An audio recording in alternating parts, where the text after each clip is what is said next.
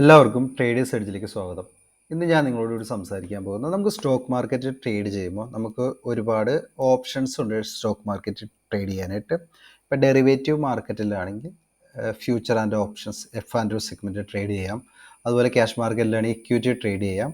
Equity തന്നെ intraday ചെയ്യാം, swing trade ചെയ്യാം. പിന്നെ ട്രേഡിംഗ് കഴിഞ്ഞ് ഇൻവെസ്റ്റ്മെൻറ്റിലേക്ക് നോക്കുകയാണെങ്കിൽ നമുക്ക് ഇക്വിറ്റി തന്നെ ഇൻവെസ്റ്റ്മെൻറ്റ് ചെയ്യാം. പിന്നെ മ്യൂച്വൽ ഫണ്ട് ഉണ്ട്, ETF ഉണ്ട് ഇൻവെസ്റ്റ്മെൻറ്റിലേക്ക്. അപ്പോൾ ഇതിൽ ഏത് ട്രേഡിംഗ് രീതിയാണ് നമ്മൾ തിരഞ്ഞെടുക്കേണ്ടത്, അതെങ്ങനെയാണ് നമ്മൾ ആ ഒരു പ്രോസസ്സിലേക്ക് എത്തിപ്പെടുന്നത്, ഇതിനെക്കുറിച്ചാണ് ഞാൻ ഇന്ന് നിങ്ങളോട് സംസാരിക്കുന്നത്. എങ്ങനെയാണ് നിങ്ങൾക്ക് ആ ട്രേഡിംഗ് രീതി തിരഞ്ഞെടുക്കുന്നത്? ഇത് എന്തിനെ ഡിപ്പെൻഡ് ചെയ്തിരിക്കുക? നിങ്ങളുടെ ഇമോഷൻസ്, അതുപോലെ തന്നെ നിങ്ങളുടെ സൈക്കോളജി, പിന്നെ നിങ്ങൾ എത്ര ക്യാപിറ്റൽ വെച്ചാണ് നിങ്ങൾ ട്രേഡ് ചെയ്യുന്നത്, ഇതിനെയൊക്കെ ഡിപ്പെൻഡ് ചെയ്തിരിക്കും നമ്മുടെ ഈ ട്രേഡിംഗ് രീതി നമ്മൾ തിരഞ്ഞെടുക്കേണ്ടത്. അപ്പോൾ നമുക്ക് ഫസ്റ്റ് ഓഫ് ഓൾ നമുക്ക് ഈ സ്റ്റോക്ക് മാർക്കറ്റിൻ്റെ ഒരു മേജർ തിങ് ആയിട്ടുള്ള F&O സെഗ്മെൻറ്റിലേക്ക് നമുക്ക് പോകാം. അപ്പോൾ നമ്മൾ ഫ്യൂച്ചർ ആൻഡ് ഓപ്ഷൻസിലേക്ക് പോകുമ്പോൾ നമ്മുടെ ട്രേഡിംഗ് പ്ലാറ്റ്ഫോം, അതിപ്പോൾ ഏത് ട്രേഡിംഗ് പ്ലാറ്റ്ഫോം ആയാലും, സീറോദി ആയാലും അപ്സ്റ്റോക്സ് ആയാലും ഏതായാലും നമ്മൾ ഓപ്പൺ ചെയ്ത് കഴിയുമ്പോൾ അതിൽ ഫസ്റ്റ് തന്നെ നമുക്ക് സെബിയുടെ ഒരു റിസ്ക് ഡിസ്ക്ലോഷർ എന്ന് പറയുന്ന ഒരു സംഭവം വരുന്നുണ്ട്. അതായത് സെബിയുടെ ഒരു വാർണിംഗ് ആണ്. അത് നമുക്ക് നോക്കാം. അതായത് സെബി പറയുന്നത് 10 ഇൻഡിവിജ്വൽ ട്രേഡേഴ്സ് ട്രേഡ് ചെയ്യുന്നുണ്ടെങ്കിൽ ഇക്വിറ്റി, ഫ്യൂച്ചേഴ്സ് ആൻഡ് ഓപ്ഷൻ സെഗ്മെൻറ്റിൽ ചെയ്യുന്നുണ്ടെങ്കിൽ അതിൽ 9 പേരും നെറ്റ് ലോസാന്നുള്ളത്. അപ്പോൾ ഇവർ ലോസ് ഉണ്ടാക്കുന്നത്, ആവറേജ് ലോസ് എന്ന് പറഞ്ഞത് ഒരു 50,000 ഈ 9 പേരും 10 പേര് ട്രേഡ് ചെയ്യുന്നുണ്ടെങ്കിൽ അത് 90% ആൾക്കാരും ലോസിലാണ്. അവരുണ്ടാക്കുന്ന ലോസ് ഏകദേശം 50,000 ആവറേജ് വരുമെന്ന് നമുക്കറിയാം. ഈ ഡാറ്റ പരിശോധിക്കുകയാണെങ്കിൽ F&O സെഗ്മെൻറ്റിൽ ഏകദേശം 45 lakhs, ഏകദേശം 45 ലക്ഷം ട്രേഡേഴ്സ് ട്രേഡ് ചെയ്യുന്നുണ്ട്.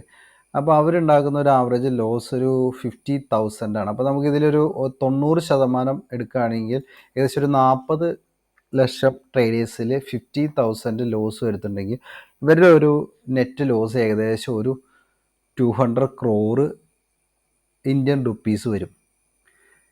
പിന്നെ നെക്സ്റ്റ് പോയിൻ്റ് എന്താണെന്ന് വെച്ച് കഴിഞ്ഞാൽ ഇവരുണ്ടാക്കുന്ന ഈ ലോസ് കൂടാതെ ഇവർ അഡീഷണൽ 28% എക്സ്ട്രാ ഇവർക്ക് ട്രാൻസാക്ഷൻ കോസ്റ്റായിട്ട് വീണ്ടും ഇവരെ കയ്യിൽ നഷ്ടപ്പെടുന്നു. ട്രാൻസാക്ഷൻ കോസ്റ്റ് എന്തൊക്കെ വരുന്നത്? ബ്രോക്കറേജ് വരും, അതുപോലെ തന്നെ transaction charge, clearing charge, SEBI turn over charge, IPF charge, അതുപോലെ ടാക്സ് എക്സ്ട്രാ വരും, GST, STT, state stamp duty, ഇതെല്ലാം നമുക്ക് എക്സ്ട്രാ ട്രാൻസാക്ഷൻ കോസ്റ്റായിട്ട് വരും. അപ്പോൾ 90% ആൾക്കാർ ലോസിലാണ്. ഇവർ ഉണ്ടാക്കുന്ന ആവറേജ് ലോസ് ഏകദേശം 50,000 ആണ്. ഇത് കൂടാതെ 28% നെറ്റ് എക്സ്ട്രാ 28% നെറ്റ് ലോസ് വരും, അത് ട്രാൻസാക്ഷൻ കോസ്റ്റായിട്ട്. പിന്നെ നെക്സ്റ്റ് പോയിൻ്റ് എന്താ, ഇതിൽ നമുക്കൊരു 10% പ്രോഫിറ്റ് ഉണ്ടാക്കുന്നുണ്ടല്ലോ. നമ്മളിപ്പോൾ ഈ 10% ആണെന്ന് വിചാരിക്കുക. ഇതിൽ തന്നെ 15 മുതൽ 50% ഇവരുണ്ടാക്കുന്ന പ്രോഫിറ്റിൻ്റെ 15 മുതൽ 50% ഒരു ട്രാൻസാക്ഷൻ കോസ്റ്റായിട്ട് കൊടുക്കുകയാണ്. അപ്പോൾ നമ്മൾ ഓപ്ഷൻസ് ട്രേഡ് ചെയ്യുമ്പോൾ ഈ റിസ്ക് ഡിസ്ക്ലോഷർ സെബി തന്നെ അനൗൺസ് ചെയ്തിട്ടുള്ളതാണ്. അപ്പോൾ ഈ ഡാറ്റ നമ്മളെപ്പോഴും ചെക്ക് ചെയ്തിട്ട് നമ്മൾ മനസ്സിലാക്കുക ഓപ്ഷൻസിൽ അവസ്ഥ എന്താ, ഓപ്ഷൻ ട്രേഡ് ചെയ്യുന്നവരുടെ ഒരു നെറ്റ് അവസ്ഥ എന്താണെന്നുള്ളത്. അപ്പോൾ അത് മനസ്സിലാക്കിയിട്ട് നമ്മൾ ഓപ്ഷൻസിലേക്ക് ട്രേഡിങ് സ്റ്റാർട്ട് ചെയ്യുക. ഇത് നമ്മൾ ഓപ്ഷൻ ബൈയിങ്ങിൻ്റെയും ഓപ്ഷൻ സെല്ലിങ്ങിൻ്റെയും ഒരു രീതി ഒന്ന് നമുക്ക് നോക്കാം. അതായത് ഓപ്ഷൻ ബൈയിങ് എന്ന് പറയുമ്പോൾ അതിൻ്റെ ഒരു സൈക്കോളജി അപ്രോച്ചാണ് ഞാൻ പറയുന്നത്. ഓപ്ഷൻ ബൈയിങ് എന്ന് പറയുമ്പോൾ നല്ല രീതിക്ക് സ്കില്ല് വേണം. അപ്പോൾ ഓപ്ഷൻ ബൈയിങ് എങ്ങനെയാണെന്ന് വെച്ച് കഴിഞ്ഞാൽ നമ്മളൊരു ട്രേഡിംഗ് സെറ്റപ്പ് ഉണ്ടാക്കിയിട്ട് നമ്മളൊരു സ്റ്റോപ്പ് ലോസ് ഒക്കെ മെയിൻറ്റെയിൻ ചെയ്തിട്ട് നമ്മൾ ആ ട്രേഡിംഗ് സെറ്റപ്പിലേക്ക് മാർക്കറ്റ് എത്തിക്കഴിയുമ്പോൾ നമ്മളത് എക്സിക്യൂട്ട് ചെയ്തിട്ട് നമ്മൾ റിസ്ക് മാനേജ് ചെയ്തിട്ട് നല്ല റിസ്ക് റിവാർഡൊക്കെ വെച്ചിട്ട് ട്രേഡ് ചെയ്ത് അതിന് പ്രോഫിറ്റ് ഉണ്ടാക്കുന്നതാണ്. ഇത് ശരിക്കും പറഞ്ഞു കഴിഞ്ഞാൽ ഒരു ഹണ്ടറിനെ നമ്മൾ താരതമ്യം ചെയ്ത് നോക്കാം. ആ ഹണ്ടർ ഒരുപാട് ടൈം വെയിറ്റ് ചെയ്തിട്ടാണ് അതിൻ്റെ ഒരു ഇരേനെ കണ്ടിട്ട് അയാൾ ആ ഗണ്ണ് വെച്ച് അയാൾ വെയിറ്റ് ചെയ്ത് നിന്നിട്ട് ആ കറക്റ്റ് ആ ഇര അയാളുടെ പോയിന്റ് ബ്ലാങ്കിൽ എത്തിക്കഴിയുമ്പോൾ അത് കറക്റ്റ് അതിൻ്റെ നല്ല ഒരു പൊസിഷനിലേക്ക് അത് ഷാർപ്പായിട്ട് ഷൂട്ട് ചെയ്ത് കഴിഞ്ഞിട്ട് അയാൾക്ക് ആ ഇരയെ കിട്ടാതിരിക്കാം. അത് കറക്റ്റായിട്ട് കൊള്ളുകയാണെങ്കിൽ അയാൾക്കത് കിട്ടും. ഇനി അത് മിസ്സായി കഴിഞ്ഞാൽ പിന്നെയും അയാൾ ഒരുപാട് ടൈം വെയിറ്റ് ചെയ്തിട്ട് അപ്പോൾ ഒരിക്കൽ അയാൾക്ക് കിട്ടിക്കഴിയുമ്പോൾ നല്ല ഈ പറഞ്ഞ പോലെ തന്നെ നല്ല പ്രോഫിറ്റ് പോലെ ഒരു റിവാർഡ് അയാൾക്ക് കിട്ടും. അതല്ലെങ്കിൽ അയാൾക്ക് ഓരോരോ ഇതിലും അയാൾ നഷ്ടപ്പെടുത്തിക്കൊണ്ടിരിക്കുകയാണ്. ഇതുപോലെയാണ് ഓപ്ഷൻ ബൈയിങ്ങിൻ്റെ. നമ്മളൊരു ട്രേഡിംഗ് സെറ്റപ്പ് പ്ലാൻ ചെയ്തിട്ട് നമ്മൾ അവിടേക്ക് വേണ്ടി ചിലപ്പോൾ നമ്മൾ 2-3 മണിക്കൂർ വെയിറ്റ് ചെയ്തിട്ട് ആ ഒരു സെറ്റപ്പിൽ എത്തിക്കഴിയുകയാണ് നമ്മൾ ആ ട്രേഡ് എടുക്കുന്നത്. ട്രേഡ് നമ്മൾ കറക്റ്റായിട്ട് ഷാർപ്പായിട്ട് എക്സിക്യൂട്ട് ചെയ്താൽ മാത്രമാണ് നമുക്കതിൽ നിന്ന് പ്രോഫിറ്റ് എടുക്കാൻ പറ്റുള്ളൂ. അല്ലെങ്കിൽ ചിലപ്പോൾ നമ്മുടെ സ്റ്റോപ്പ് ലോസ് ഹിറ്റ് ചെയ്തുകൊണ്ട് മാർക്കറ്റ് ഏതെങ്കിലും ഡയറക്ഷനിലേക്ക് പോകും. ഇൻ കേസ് നമുക്ക് ആ പ്രോഫിറ്റ് കിട്ടിക്കഴിഞ്ഞ് കഴിഞ്ഞാൽ ഇതുപോലെ തന്നെ നമുക്കൊരു നല്ല ഈ 100 പറഞ്ഞ പോലെ തന്നെ നല്ല രീതിക്ക് ഒരു പ്രോഫിറ്റ് കിട്ടും. അപ്പോൾ അത്രയും സ്കില്ലും വേണം, അതുപോലെ തന്നെ അത്രയും പേഷ്യൻസ് വേണം, ഇമോഷൻസ് കൺട്രോൾ ചെയ്യണം. പല സമയങ്ങളിലും നമ്മൾ ഈ ഓപ്ഷൻ ബൈങ് ചെയ്യുന്നവർക്ക് ചിലപ്പോൾ അവരുദ്ദേശിച്ച ഒരു ട്രേഡിംഗ് സെറ്റപ്പിലേക്ക് 3-4 മണിക്കൂർ അല്ലെങ്കിൽ ഒരു 3 മണിക്കൂർ കഴിഞ്ഞിട്ട് ആ സെറ്റപ്പിലേക്ക് കിട്ടിയില്ലെങ്കിൽ അവർക്ക് ഈ ഫിയർ ഓഫ് മിസ്സിങ് ഔട്ട് അല്ലെങ്കിൽ ഏതെങ്കിലും ഇമോഷൻസ് അവരെ കൂടുതലായിട്ട് ഇമോഷൻസ് അറ്റാക്ക് ചെയ്തിട്ട് അവർ ഉദ്ദേശിച്ച് വെച്ചിരിക്കുന്ന ട്രേഡിംഗ് സെറ്റപ്പിലേക്ക് മാർക്കറ്റ് വരാതെ തന്നെ അവർ ട്രേഡ് എടുക്കുകയും അത് ലോസിലേക്ക് ആവും. അപ്പോൾ ഈ ഫിയർ ഓഫ് മിസ്സിങ് ഔട്ട് മിക്കവാറും ഓപ്ഷൻ ബൈ ചെയ്യുന്നവർക്ക് മിക്കവാറും വരുന്നുണ്ടാവും. കാരണം അവരുദ്ദേശിച്ച ഒരു സെറ്റപ്പിലേക്ക് പിന്നെ അത് ഓവർ ട്രേഡ് ചെയ്യുകയും പിന്നെ കൂടുതൽ ലോസ് ഉണ്ടാക്കുകയും ചെയ്യും. ഇപ്പോൾ നമ്മൾ ഈ 100 പറഞ്ഞോണം, അയാൾ കുറേ നേരം വെയിറ്റ് ചെയ്തിട്ട് അയാൾക്ക് ഒരു ഏരിയ കണ്ടെടുത്താൻ പറ്റുന്നില്ലെങ്കിൽ അയാൾ എല്ലാ സ്ഥലത്തും എവിടെയെങ്കിലും അനക്കം കിട്ടുന്നിടത്തേക്കൊക്കെ വെടിവെക്കുകയാണെങ്കിൽ തീർച്ചയായിട്ടും അയാളുടെ ബുള്ളറ്റ് തീർന്നു പോവുകയുള്ളൂ. ലാസ്റ്റ് എത്തിക്കഴിയുമ്പോൾ അയാൾക്കൊരു ഏരിയയെ കണ്ടെത്തി കഴിയുമ്പോൾ അയാൾക്ക് വെടിവെക്കാൻ അയാളുടെ ബുള്ളറ്റ് ഉണ്ടാവില്ല. ഇതുപോലെയാണ് ഓപ്ഷൻ ബൈയിങ്ങിൻ്റെ കേസ് പറഞ്ഞത്. നമ്മൾ പലപ്പോഴും പല വീഡിയോകളും കണ്ടിട്ടുണ്ട് സിംഹം മാനിനെ ഓടിച്ചിട്ട് പിടിക്കുന്നത്. അപ്പോൾ നമ്മളുടെ രീതിയിൽ സിംഹം മാനിനെ ഈസിയായിട്ട് ഓടിച്ചിട്ട് പിടിക്കുന്നത് മാത്രമേ നമ്മൾ കണ്ടിട്ടുള്ളൂ. പക്ഷേ ഒരു കാര്യം മനസ്സിലാക്കേണ്ടത്, ഈ സിംഹം 9 പ്രാവശ്യവും ഈ ഇരയെ ഓടിക്കാൻ ട്രൈ ചെയ്തിട്ട് ആ 10ാമത്തെ തവണയാണ് ആ സിംഹത്തിന് ആ ഇരയെ കിട്ടുന്നത്. നമ്മൾ ഈ 10ാമത്തെ തവണ മാത്രമേ നമ്മൾ ഈ വീഡിയോയിൽ കണ്ടിട്ടുള്ളൂ ഇരയെ ഓടിച്ചിട്ട് പിടിക്കുന്നത്. പക്ഷെ 9 തവണ ഈ സിംഹം ഫെയിലിയറാണ്. 10ാമത്തെ തവണയാണ് അതിന് ആ റിവാർഡ് കിട്ടുന്നത്. ആ 10ാമത്തെ തവണ ആ റിവാർഡ് കിട്ടിക്കഴിയുമ്പോൾ അത് ആ സിംഹത്തിന് ഒരാഴ്ച ഭക്ഷിക്കാനുള്ള ഒരു ഭക്ഷണമായിരിക്കും. ഇതുപോലെ തന്നെയാണ് നമ്മൾ ഈ ഇൻട്രാഡേ ആയാലും ഓപ്ഷൻ ബൈയിങ് ചെയ്യുമ്പോഴും നമുക്ക് പ്രോപ്പറായിട്ടുള്ള റിവാർഡ്, നമ്മൾ റിസ്ക് വെക്കുന്നതിന് പ്രോപ്പറായിട്ട് റിവാർഡ് കിട്ടണം. നമ്മൾ 5 ലോസ് വന്നാലും നമുക്കൊരു റിവാർഡ് കിട്ടും. അത് മെയിൻറ്റെയിൻ ചെയ്യാൻ പറ്റുന്ന ഒരു റിവാർഡായിരിക്കണം ഓപ്ഷൻ ബൈയിങ് കിട്ടേണ്ടത്.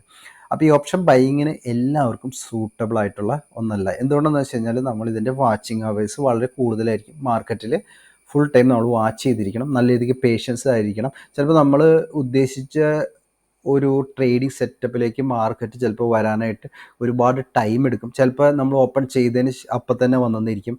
അപ്പോൾ ഇതൊക്കെ നമ്മൾ പേഷ്യൻസോടുകൂടി നമ്മുടെ ഇമോഷൻസൊക്കെ കൺട്രോൾ ചെയ്തിട്ട് നല്ല റിസ്ക് മാനേജ് ചെയ്തിട്ട് നല്ല രീതിക്ക് സ്റ്റോപ്പ് ലോസ് ഒക്കെ മെയിൻറ്റെയിൻ ചെയ്തിട്ട് ചെയ്യേണ്ട ഒരു പ്രോസസ്സാണ്. അപ്പോൾ ഇത് എല്ലാവർക്കും സൂട്ടാവാനുള്ള സാധ്യത കുറവാണ്. നിങ്ങൾക്കത് സൂട്ടാവുന്നില്ല, നിങ്ങൾക്കത് ശരിയാകുന്നില്ല എങ്കിൽ നിങ്ങൾ തീർച്ചയായിട്ടും അടുത്ത ഓപ്ഷൻസിലേക്ക്, ട്രേഡിങ്ങിൽ ഇന്ത്യൻ സ്റ്റോക്ക് മാർക്കറ്റിൽ വീണ്ടും ഓപ്ഷൻസ് ഒരുപാടുണ്ട്. അടുത്ത ഓപ്ഷൻസിലേക്ക് നിങ്ങൾക്ക് ട്രൈ ചെയ്യാവുന്നതാണ്.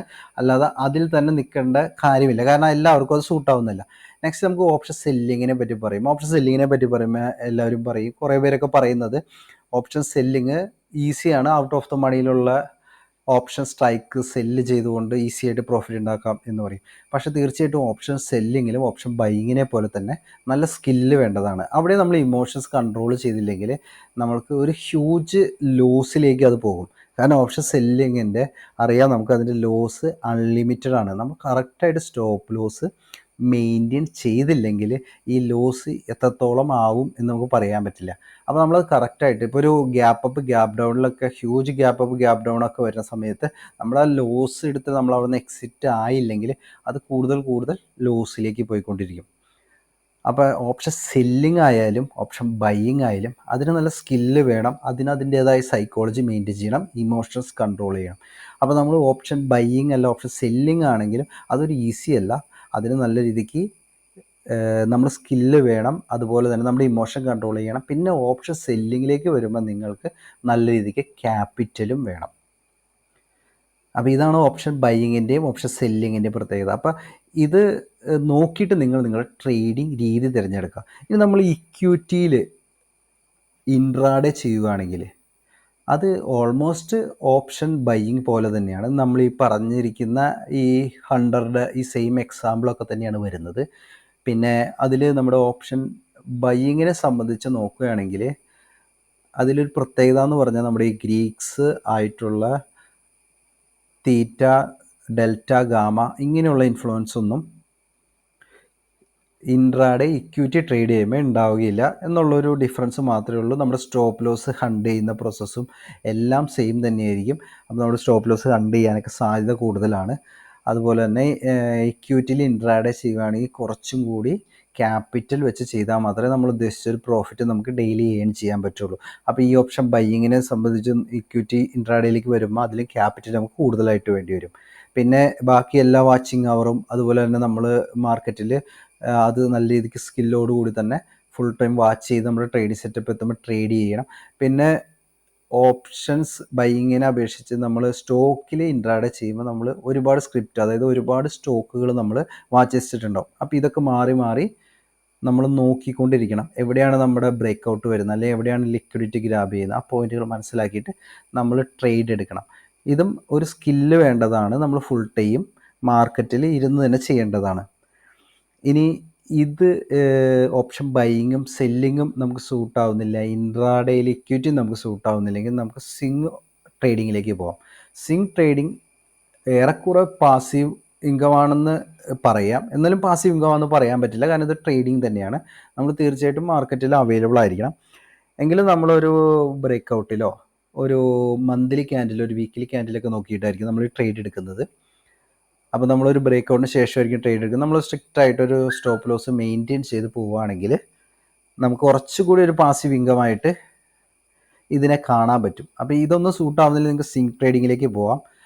പിന്നെ ഇത് കഴിഞ്ഞാൽ പിന്നെ നമുക്ക് ഇൻവെസ്റ്റ്മെൻറ്റും അതുപോലെ തന്നെ മ്യൂച്വൽ ഫണ്ടും ETF അങ്ങനെയുള്ള ഇൻവെസ്റ്റ്മെൻറ്റിലേക്കാണ് പറയാൻ പറ്റുള്ളൂ. പക്ഷെ അതൊരു ട്രേഡിംഗ് അല്ലാത്തതുകൊണ്ട് ഞാൻ അതിലേക്ക് പോകുന്നില്ല.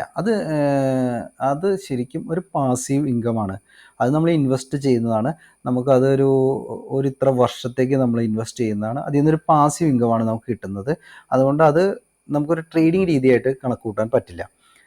അപ്പോൾ ഈ സ്വിംഗ് ട്രേഡിംഗ് ആണെങ്കിൽ പോലും നിങ്ങൾ ഈ പറഞ്ഞ പോലെ തന്നെ മാർക്കറ്റിൽ അവൈലബിൾ ആയിരിക്കണം. ഇല്ലെങ്കിൽ നിങ്ങൾക്ക് കറക്റ്റായിട്ട് സ്റ്റോപ്പ് ലോസ് വരുമ്പോൾ നിങ്ങൾക്ക് അത് എടുക്കാൻ പറ്റാതെ ഒരു ഹ്യൂജ് ലോസിലേക്ക് പോകാൻ സാധ്യതയുണ്ട്. പല ടൈമുകളിൽ ന്യൂസ് നമ്മളെപ്പോഴും അപ്ഡേറ്റഡ് ആയിട്ടിരിക്കണം. അപ്പോൾ ന്യൂസ് വരുന്ന സമയത്ത് നമ്മൾ അതിന് എക്സിറ്റ് ആവാനും സ്റ്റോപ്പ് ലോസ് എടുക്കാനൊക്കെ പഠിക്കണം. പിന്നെ ഈ ട്രേഡിംഗ് എന്ന് പറയുമ്പോൾ ഒരാളൊരു 5 വർഷമായിട്ട് അയാൾ തന്നെ ഡെവലപ്പ് ചെയ്തതാണ് ഒരു സ്ട്രാറ്റജി ഒരു 10 ഡിഫറെൻറ്റ് ആൾക്കാർക്ക് പറഞ്ഞു കൊടുത്തു എന്നിരിക്കുക. അത് കഴിഞ്ഞ് ഒരു മാസം കഴിഞ്ഞിട്ട് അവരുടെ P&L നോക്കുകയാണെങ്കിൽ, പ്രോഫിറ്റ് ആൻഡ് ലോസ് സ്റ്റേറ്റ്മെൻറ്റ് നോക്കുകയാണെങ്കിൽ, ഈ 10 പേര് ചിലപ്പോൾ 5 പേര് ലോസ് ആയിരിക്കും. പിന്നെയുള്ള 5 പേര് പ്രോഫിറ്റ് ഉണ്ടാക്കിയിട്ടുണ്ടെങ്കിൽ പോലും ഈ പറഞ്ഞ ആൾ ഉണ്ടാക്കിയ പ്രോഫിറ്റ് ഉണ്ടാക്കിയിട്ടുണ്ടാവില്ല. കാരണം എന്താ വെച്ച് കഴിഞ്ഞാൽ ഈ 10 പേരും ഡിഫറെൻ്റ് ആണ്, അവരുടെ ഇമോഷൻസ് ഡിഫറെൻ്റ് ആണ്, അതുപോലെ തന്നെ അവരുടെ സൈക്കോളജിയും ഡിഫറെൻ്റ് ആണ്. 5 വർഷമായിട്ട് ഈ വ്യക്തി പ്രോഫിറ്റ് ഉണ്ടാക്കിക്കൊണ്ടിരിക്കുന്ന സ്ട്രാറ്റജിയാണ് 10 ഡിഫറെൻ്റ് ആയിട്ടുള്ള ആൾക്കാർക്ക് പറഞ്ഞു കൊടുത്തത്. അപ്പോൾ ഇവരുടെ ഡിഫറെൻ്റ് ആയിട്ട് ഇവരുടെ പിന്നെ അതുപോലെ തന്നെ ഇവരുടെ ക്യാപിറ്റൽ ഡിഫറെൻ്റ് ആയിരിക്കും. അപ്പോൾ ഇത് ഇവരുടെ ഈ പറഞ്ഞ സൈക്കോളജി പോലെ ഇവരുടെ ഫിയർ ഓഫ് മിസ്സിങ് ഔട്ട് വരികയും അതുപോലെ തന്നെ പല പല ഇമോഷൻസ്, ഗ്രീഡ്, അതുപോലെ തന്നെ പല ഇമോഷൻസ് ഇവരെ ഇൻഫ്ലുവൻസ് ചെയ്യുകയും ഈ പറയുന്ന രീതിക്ക് റൂൾസ് കറക്റ്റായിട്ട് അയാൾ ചെയ്യുന്ന പോലെയാണ് റൂൾസ് ഈ 10 പേരും അത് കറക്റ്റായിട്ട് പാലിക്കണമെന്നില്ല. അപ്പോൾ ഇതുപോലെ തന്നെ എല്ലാ ട്രേഡിംഗ് രീതികളും എല്ലാ ട്രേഡിങ്ങും എല്ലാവർക്കും സ്യൂട്ടാവില്ല. അപ്പോൾ നിങ്ങളുടെ ട്രേഡിംഗ് എങ്ങനെയാണ് നിങ്ങൾക്ക് എന്നുള്ളത് നിങ്ങൾ തിരഞ്ഞെടുക്കണം. നിങ്ങൾക്ക് എത്ര ടൈം മാർക്കറ്റിൽ വാച്ച് ചെയ്തിരിക്കാൻ പറ്റും, നിങ്ങൾ എത്ര ഇമോഷൻസ് നിങ്ങൾ എത്ര ഇൻഫ്ലുവൻസ് ചെയ്യുന്നുണ്ട്, അല്ലെങ്കിൽ നിങ്ങൾക്ക് എത്ര ഇമോഷൻസ് കൺട്രോൾ ചെയ്യാൻ പറ്റും, നിങ്ങൾ എത്ര പേഷ്യൻസ് ആണ്, ഇതൊക്കെ ഡിപ്പെൻഡ് ചെയ്തുകൊണ്ട്, പിന്നെ നിങ്ങളുടെ ക്യാപിറ്റൽ എങ്ങനെയാണ്, ഇതൊക്കെ ഡിപ്പെൻഡ് ചെയ്തുകൊണ്ടാണ് നിങ്ങൾക്ക് ഒരു ട്രേഡിംഗ് രീതി തിരഞ്ഞെടുക്കാൻ പറ്റുള്ളൂ. ഞാൻ ഈ പറഞ്ഞിരിക്കുന്ന പാരാമീറ്റേഴ്സൊക്കെ നോക്കിയിട്ട് നിങ്ങളുടെ ട്രേഡിംഗ് രീതി തിരഞ്ഞെടുക്കുക. ഒരു കാര്യം മനസ്സിലാക്കുക, നമ്മൾ ട്രേഡിങ്ങിനെ ഒരു ബിസിനസ്സായിട്ട് കാണുക, മറിച്ച് ഗാംബ്ലിംഗ് എന്നുള്ളതിൽ നിന്ന് മാറ്റി തീർച്ചയായിട്ടും ഒരു ബിസിനസ്സായിട്ട് കാണുക. ബിസിനസ്സായിട്ട് കാണുമ്പോൾ നമ്മളൊരു ബിസിനസ്സിൽ നിന്ന് ആനുവലി എത്ര റിട്ടേൺ നമുക്ക് കിട്ടും, അതേ രീതിക്ക് തന്നെയാണ് നമ്മൾ ട്രേഡിങ്ങിലെയും കാണുക. നമുക്ക് ഒരു ബിസിനസ് ചെയ്യുന്നത്, ഇപ്പോൾ നമ്മൾ റിലയൻസിനെ നോക്കുകയാണ്, റിലയൻസ് ഒരു ഇയർലി 18-22% അവരുടെ ഒരു പ്രോഫിറ്റ് കിട്ടുന്നത്. അതുപോലെ തന്നെ ഇന്ത്യയിൽ തന്നെ മോസ്റ്റ് പ്രോഫിറ്റബിൾ ട്രേഡേഴ്സിന് നോക്കുകയാണെങ്കിൽ അവർ 20-30% ഒക്കെയാണ് മാക്സിമം ഇയർലി പ്രോഫിറ്റ് എടുക്കുന്നത്. അപ്പോൾ അത് മനസ്സിലാക്കിയിട്ട് അതേ രീതിക്ക് ട്രേഡിങ്ങിനെ അപ്രോച്ച് ചെയ്യുക. അല്ലാതെ നിങ്ങളുടെ മണി കുറച്ച് സമയം കൊണ്ട് ഡബിൾ ആവുകയും ട്രിപ്പിൾ ആവുകയും അതൊന്നും നമുക്ക് സ്റ്റോക്ക് മാർക്കറ്റിൽ നിന്ന് പോസിബിൾ അല്ല. നമുക്കൊരു ബിസിനസ് എന്നുള്ള രീതിക്ക് ബിസിനസ്സിൽ നിന്ന് നമുക്ക് എത്ര ഇൻകം കിട്ടും അതേ രീതിക്ക് തന്നെ നമുക്ക് സ്റ്റോക്ക് മാർക്കറ്റിൻ്റെ ഒരു പെർസെൻറ്റേജ് കാൽക്കുലേറ്റ് ചെയ്തിട്ട് ആ ഒരു ഇൻകം ഇയർലി ജനറേറ്റ് ചെയ്യാനായിട്ട് ശ്രമിക്കുക. അപ്പോൾ തീർച്ചയായിട്ടും ഈ പറഞ്ഞിരിക്കുന്ന സംഭവങ്ങളൊക്കെ നോക്കിയിട്ട്, ഈ പാരാമീറ്റേഴ്സൊക്കെ നോക്കിയിട്ട് നിങ്ങൾ നിങ്ങളുടെ ട്രേഡിംഗ് രീതി തിരഞ്ഞെടുക്കുക. അപ്പോൾ ഈ വീഡിയോ ഇഷ്ടമായെങ്കിൽ എല്ലാവരും സബ്സ്ക്രൈബ് ചെയ്യുക, അതുപോലെ ലൈക്ക് ചെയ്യുക. ഇതുപോലെയുള്ള യൂസ്ഫുൾ കണ്ടൻറ്റുമായിട്ട് ഇനി വരുന്നവരെ എല്ലാവർക്കും നന്ദി, നമസ്കാരം. Thank you very much.